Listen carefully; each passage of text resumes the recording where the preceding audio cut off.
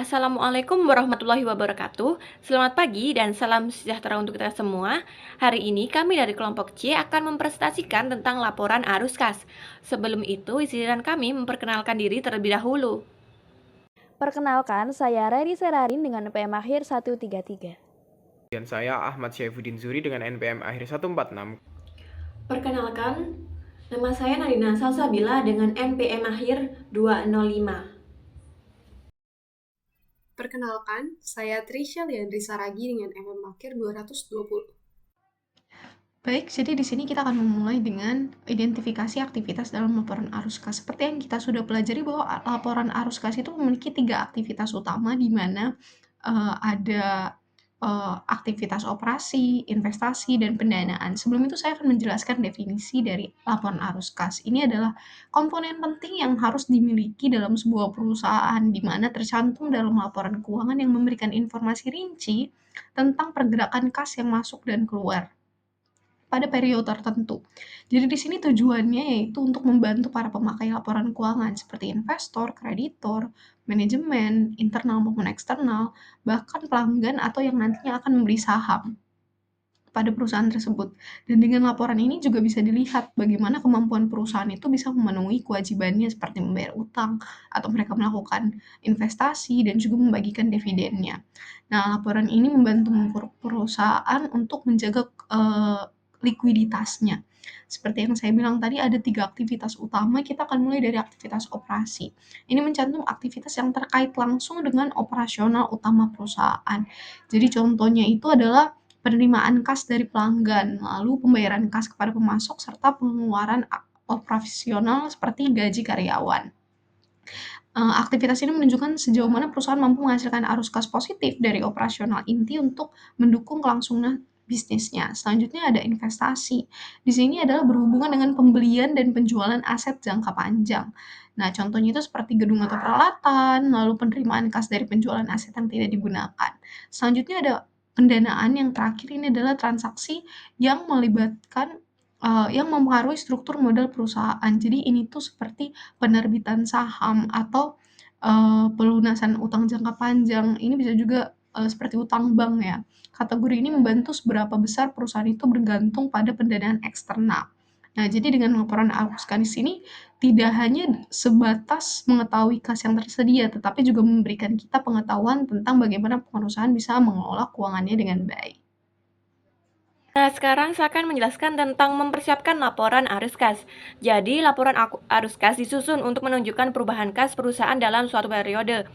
Berbeda dengan laporan keuangan yang lain, laporan arus kas tidak menggunakan saldo neraca yang disesuaikan, tetapi berfokus pada arus kas masuk dan arus kas keluar. Dan informasi untuk menyiapkan laporan ini biasanya berasal dari 3 sumber, yaitu yang pertama laporan posisi keuangan komparatif yang memberikan jumlah perubahan aset, kewajiban, dan ekuitas pada awal hingga akhir periode. Dan yang kedua yaitu data laporan laba rugi pada saat ini yang membantu untuk menentukan jumlah kas bersih yang disediakan atau digunakan oleh operasi selama periode tersebut. Dan yang ketiga yaitu data transaksi terpilih dari buku besar yang memberikan informasi rinci tambahan yang diperlukan untuk menentukan bagaimana perusahaan menyediakan atau menggunakan uang tunai selama periode tersebut. Di mana ketiga sumber informasi ini akan masuk dan menjadi 3 aktivitas utama yang ada dalam arus kas, yaitu aktivitas operasi, aktivitas investasi, aktivitas pendanaan. Selanjutnya yaitu langkah-langkah menyusun laporan arus kas. Langkah pertama yaitu menentukan perubahan kas. Jadi menentukan perubahan total kas dengan membandingkan saldo kas awal dan akhir periode. Data ini diambil dari laporan posisi keuangan. Lalu langkah yang kedua yaitu menentukan arus kas dari aktivitas operasi.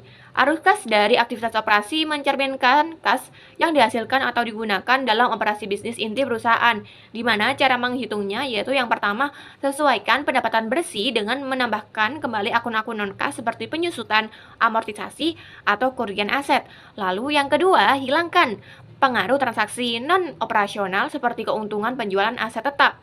Dan yang ketiga, sesuaikan perubahan pada aset dan kewajiban lancar seperti piutang usaha, persediaan, dan utang usaha.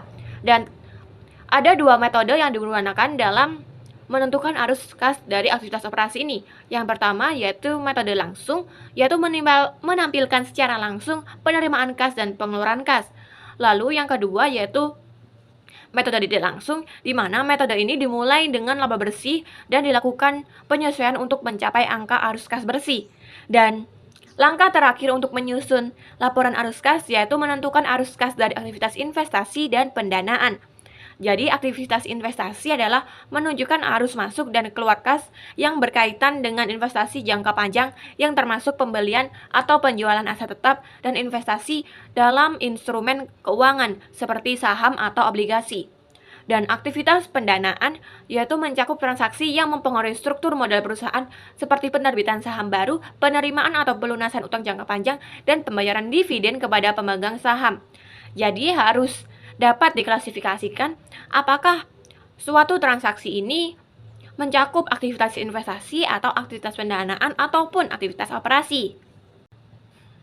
Nah, metode yang paling sering digunakan dalam laporan arus kas adalah metode tidak langsung atau indirect method, atau dapat disebut juga metode rekonsiliasi, yang dimulai dengan laba bersih dan mengubahnya menjadi arus kas bersih dari aktivitas operasi. Dengan kata lain, metode tidak langsung menyesuaikan laba bersih untuk pos-pos yang mempengaruhi laba bersih yang dilaporkan tetapi tidak mempengaruhi kas.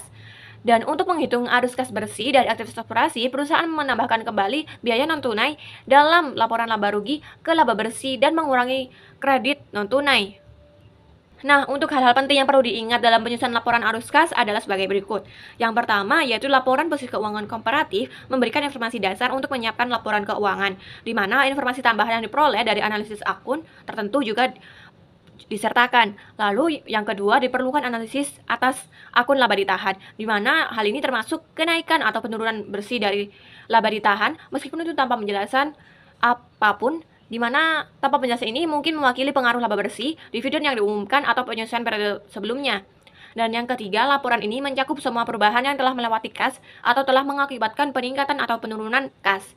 Lalu yang keempat yaitu penurunan nilai, biaya amortisasi, dan entry buku serupa seperti penyusutan pabrik mewakili arus kas yang masuk maupun arus kas keluar karena tidak memiliki pengaruh terhadap kas, di mana sejauh mereka telah masuk ke dalam penentuan laba bersih, namun perusahaan harus menambahkan kembali atau mengurangi dari laba bersih untuk memperoleh arus kas bersih yang disediakan atau digunakan dalam aktivitas operasi. Arus kas bersih dari aktivitas operasi metode langsung ya. Jadi untuk membandingkan metode langsung dan tidak langsung dalam menghitung arus kas bersih dari aktivitas operasi, seperti yang dibahas, itu ada dua metode yang berbeda yang tersedia untuk menyesuaikan laba dari operasi dengan dasar akrual ke arus kas bersih dari aktivitas operasi.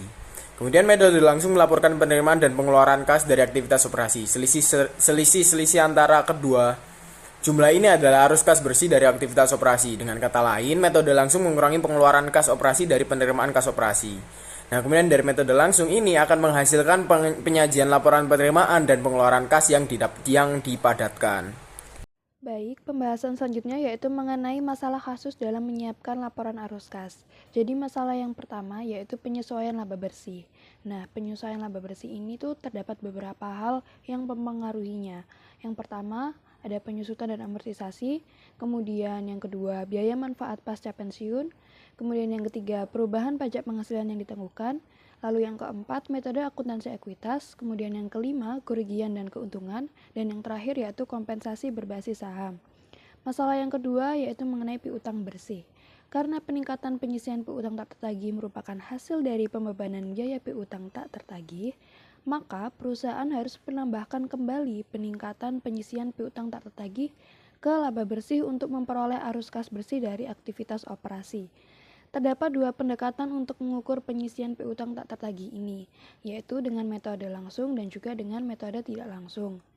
Nah, kemudian masalah yang ketiga yaitu mengenai perubahan modal kerja lainnya. Beberapa perubahan dalam modal kerja meskipun memengaruhi kas, tetapi tidak memengaruhi laba bersih. Itu yang pertama ada pembelian investasi ekuitas non perdagangan jangka pendek, kemudian yang kedua penerbitan nota non perdagangan jangka pendek yang dibayarkan secara tunai, lalu yang terakhir yaitu dividen kas yang dibayarkan. Kemudian masalah yang keempat yaitu mengenai kerugian bersih. Nah, jika perusahaan melaporkan kerugian bersih alih-alih laba bersih, maka perusahaan harus menyesuaikan kerugian bersih untuk pos-pos yang tidak menghasilkan arus kas masuk atau keluar. Kerugian bersih ini setelah disesuaikan dengan biaya atau kredit yang tidak memengaruhi kas, dapat mengakibatkan arus kas negatif atau positif dari aktivitas operasi. Kemudian yang terakhir yaitu masalah pengungkapan. Terdapat beberapa transaksi non-tunai yang lebih umum yang harus dilaporkan atau diungkapkan oleh perusahaan adalah yang pertama yaitu perolehan aset dengan mengasumsikan kewajiban, di mana termasuk kewajiban sewa atau dengan menerbitkan sekuritas ekuitas. Kemudian yang kedua, pertukaran aset non-moneter. Kemudian yang ketiga, pembiayaan kembali utang jangka panjang. Kemudian yang keempat, konversi utang atau saham preferen menjadi saham biasa. Lalu yang terakhir, penerbitan sekuritas ekuitas untuk melunasi utang. Itu tadi presentasi dari kelompok kami tentang laporan arus kas. Untuk kesalahan kami mohon maaf. Atas perhatiannya kami mengucapkan terima kasih. Wassalamualaikum warahmatullahi wabarakatuh.